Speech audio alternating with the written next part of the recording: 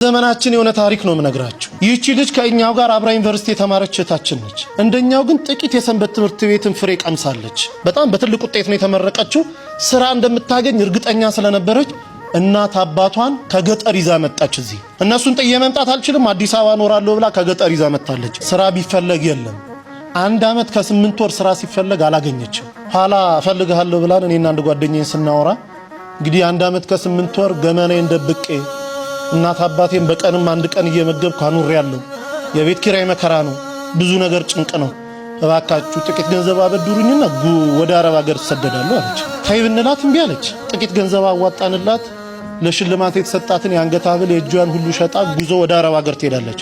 3 ወር እንኳን መስራት አልቻለችም። እግሮቿ ማበጥ ጀመሩ። ማበጥ ሲባል ዝም ብሎ ማበጥ አይደለም። በኢሞ ፎቶ ልካ ስናየው አንድ እግሯ በራሱ 3 ሰው ያነሳው መምጠቱ። ሆስፒታል ስትመላለስ ቆይታለች። ዶክተሩ የመጨረሻ ያለውን ሪዛልት ሲሰጥ ሰውነትሽን ካንሰር የሚባል በሽታ ተቆጣጥሮታል አለ። ከቻልሽ የእኛን እስልምና ተቀበይ ሻሃዳ ያዢ ከኛ ጋር፣ ካልሆነ ግን ወደ ሀገርሽ ሂጂ። የማያምን ሰው በሀገራችን የመቀር ልማድ የለንም አሏት። እነሱ ተማምኖ ሞት አውጀውላታል። ዶክተሩ 2 ቀን ቀርቶሻል ብሏታል። እዚህ ደውላ እናትየው ጋር ስትነጋገር እናቴ ሆይ እኔ ባለሁበት ቦታ አክሱምም እያለሁ እዛም ገጠር እያለን ሲጨንቀኝ ስታመም ጸበል ቦታ ነበር መሄድ። አሁን ግን ባለሁበት ጸበል የለም። በአንቺ ማይፀን ውስጥ 9 ወር ከ6 ቀን ኖሬያለሁ። ያንቺ ስጋ ማለት የኔ ስጋ ነው። እባክሽ ሂጂና ተጠመቂልኝ አለቻት። የተልኮ ጥምቀት ማለት ይሄ ነው። ሂጂና ተጠመቂልኝ፣ በአንቺ ስጋ እመቤቴ እኔን አጥምቃት ትፈውሰኛለች፣ አምናታለሁ፣ ሂጂ አለች። ለካ እናትየው እግራቸውን ያማቸዋል። እሳቸውም ጳጉሜ 1 2 3 2013 ዓ.ም ልደታ ታውቁታላችሁ ብዬ አስባለሁ። ሜክሲኮ ልክ ሲገቡ እዛ በስመ አብ ወወልድ ወመንፈስ ቅዱስ አሐዱ አምላክ አሜን፣ ይቺ ጥምቀት የኔ ጥምቀት አይደለችም፣ ልጄ ባለችበት ቦታ አጥምቂልኝ ትላለች እናት እየገባች።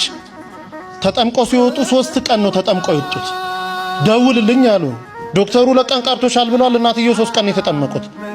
ሲደወል ልጅቷ ዝልፍልፍ ብላ ወድቃ ሆስፒታል ወስዷታል። ሆስፒታል ገና ስትገባ ራሷ ነው የምትነግረን፣ ሰውነቴ ላይ የነበረ ያ ክብደት የሚመሰል አላንቀሳቀስ ያለኝ ነገር ሁሉ ውድቅ ብሎልኝ አዲስ የ18 ዓመት ሕፃን ልጅ መስዬ ሆስፒታል በር ቆምኩኝ አለች። ይሄ ከአእምሮ በላይ ነው። ዶክተሩ እንዴት ሆንሽ ይላታል። አላውቅም ትሏለች። አንቺም ካላውቅሽ እኔ ምን አውቃለሁ ይላታል ዶክተር። እርሱን የሚመረምር ዶክተር ፈቃድ ሞልቶ ወጥቶ ነበረ። ከሄደበት ቦታ የ6 ሰዓት መንገድ ነርቶ ተመልሶ ሕክምና ገባ። ልጅቷን አምጡ ይላል። ይሄው እኔ ነኝ ትላለች። እባክሽ አትቀልጂብኝ፣ ልሰራ ነው ያለሁት። እኔ ልጅቷን አውቃታለሁ፣ ኪሎዋ ይሄን ያለው ደሟ እንዲህ ነው። አንቺ ደግሞ ሳይሽ አዲስ ሕፃን ልጅ ነው የምትመስዪው፣ ልጅቷን አምጪ አላት። አይ እኔ ድኜ ነው አለች። እንዴት ሆኖ? ተጠምቄ። ከየት አምጥተሽ ጸበል? አረብ ሀገር አይደለም ወይ ያለሽው? ከየት አመጣሽ? አይ እናቴ ተጠምቃለኝ። እናቴ ልትጠመቅ ስትገባ ወላዲተ አምላክ ድንግል ማርያም ከመልአከ ምክሩ ከቅዱስ ሚካኤል ጋር እኔ ቤት ውስጥ ይመጡ ነበር አለች። ጠዋት ስነሳ ሙሉ ሰውነቴ እረጥቦ ነበር የምገኘው አለች። እናቴ እዛ ትጠመቃለች፣ ድንግል ማርያም ደግሞ እኔን እዚህ ስታጠምቀኝ ነበር፣ እንዲዳንኩኝ አለችው። ዶክተሩ ማልቀስ ጀመረ። እንዲህ የሚባል ነገር አለ? በእውነት ድነሻል? አንድ ይኮነማ እኔም እኮ 17 ዓመት ካንሰር ታማሚ ነኝ። በቀን 2 ኪኒንና 3 መርፌ እየተወጋው ነው 17 ዓመት የገፋሁት። እባክሽ ሀገርሽ ውሰጂኝ፣ አንቺ ምትያት ሴት ካለች እኔንም ታጥምቀኝ አለ። ያው እንግዲህ ታውቃላችሁ እሷ መምጣት አትችልም። እዚህ ደውላ ከኛ ጋር አገናኘችው። ሰውዬው እዚህ የገባው ሐሙስ 10 ሰዓት ላይ ነው ማታ። አሁን ወስዳችሁ ካላጠመቃችሁኝ አለ።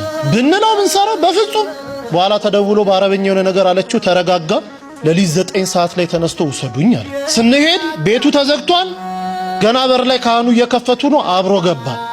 ንባባቱን ደሞ ዕጣኑን አንድ ላይ ተደርጎ ውስጥ ከሰማ በኋላ መጀመሪያ ተጠማቂ ሆኖ ገባ። እንደገባ መጮን ይጀምራል።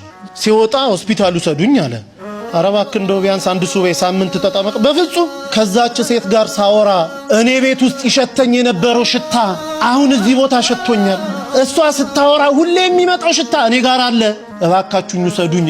ከውስጥ የጥቁር ነገር እየጮኸ ሲወጣ ይቻለው፣ እንደ ጉም ደመና ወጥቶ ሲወጣ ይቻለው፣ ውሰዱኝ አለ። ሆስፒታል ተወሰደ። ምርመራውን ጠበቀን። ሲመጣ ካንሰር የሚባል የለብህም ተባለ። አላምንም ኢትዮጵያውያንን አለ። ዶክተሮቻቸው እንዴት ናቸው? 17 ዓመት የተያዝኩትን እንዴት የለም ትሉኛላችሁ አለ። አይ አገሬ ሄጄ ይመረመራሉ። ሄዶ ሲመረመር የለብህም ተባለ። አሁን ግብጽ ቤተክርስቲያን እዛው ተጠምቆ ሚስቱም 3 ልጆቹን ተጠምቆ ያገለግላሉ።